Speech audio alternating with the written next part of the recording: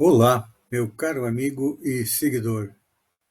Seja bem-vindo a mais uma reflexão matinal, onde eu convido você para irmos em direção ao nosso coração para lá, como jardineiros espirituais, elevar templos às nossas virtudes, fazendo-as crescer, florescer e frutificar, pois são elas que nos alimentam, que nos impulsionam nesta longa jornada em busca da felicidade.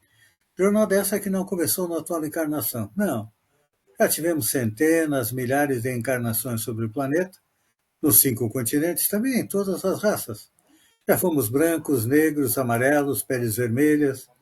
Encarnamos como homem ou como mulher, dependendo da nossa necessidade e da programação encarnatória, como esclarece a doutrina espírita, que diz mais. A felicidade está ao nosso alcance. Para colocá-la dentro do nosso coração, precisamos arrancar de lá a erva daninha dos vícios e defeitos. Então, nesta segunda-feira, dia 9 de setembro, vamos arregaçar as mangas e colocar mãos à obra, e para nos auxiliar, nada melhor do que uma passagem evangélica. E hoje é da primeira epístola de Paulo aos Tessalonicenses, onde o apóstolo diz o seguinte: regozijai-vos sempre. Olhem só. Interessantes as palavras do Paulo, não é?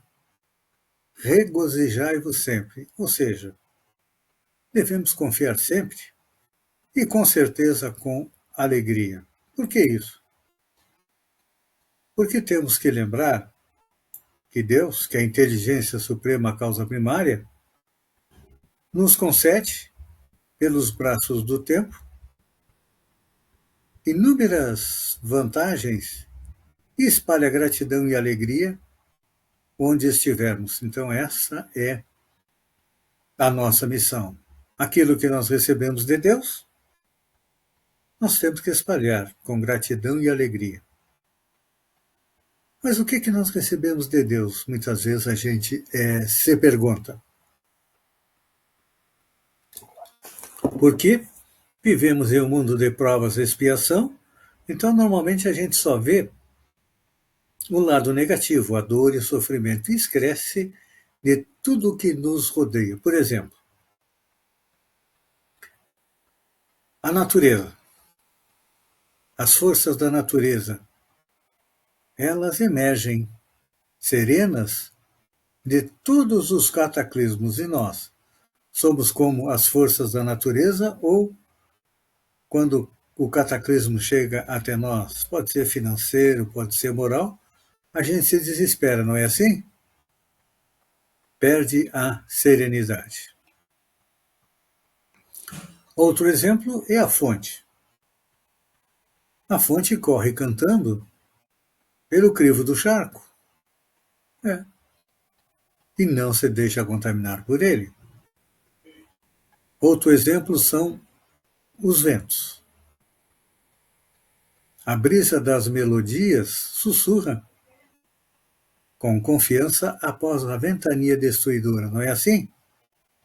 E nós, depois de uma ventania destruidora, como nós reagimos? Normalmente é com choro, é com crítica. Nós normalmente culpamos a Deus pelas nossas dificuldades, não é assim? Por exemplo, a árvore, que muitas vezes nós estamos cortando. Ela multiplica flores e frutos além da poda. Continua servindo aos seres humanos, não é? E nós, quando alguém nos poda, o que a gente faz? Acaba virando as costas àquela pessoa. Temos também as estrelas. O que acontece com as estrelas? Uma multidão de estrelas cintilam no céu sob as trevas da noite, e não são lindas? E cada manhã, ainda mesmo que os homens tenham se valido das trevas para enxovalhar a terra com o sangue do crime, o sol em silêncio, luminoso, acalenta a todos os seres humanos. Nós não fazemos assim, não é?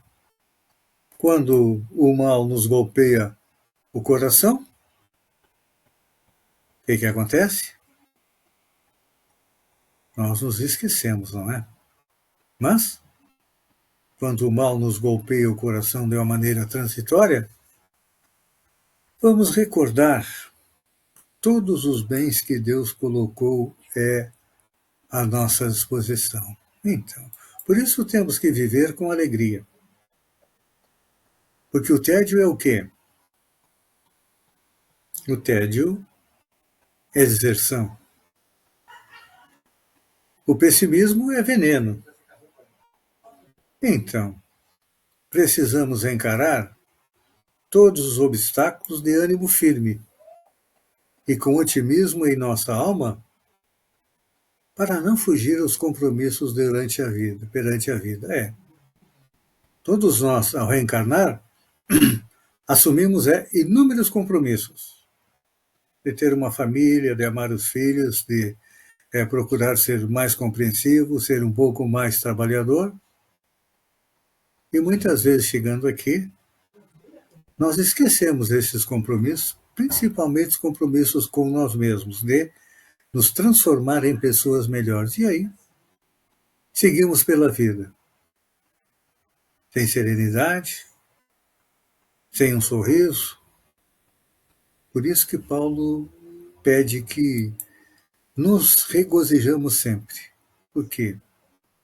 Porque estaremos fazendo o quê?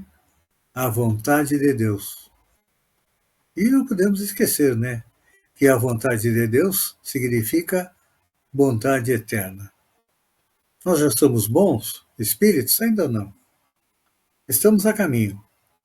Ainda somos espíritos imperfeitos, então precisamos meditar muito a respeito do Evangelho e principalmente das cartas de Paulo, que nos mostram qual o caminho a seguir para conquistar a tão sonhada felicidade.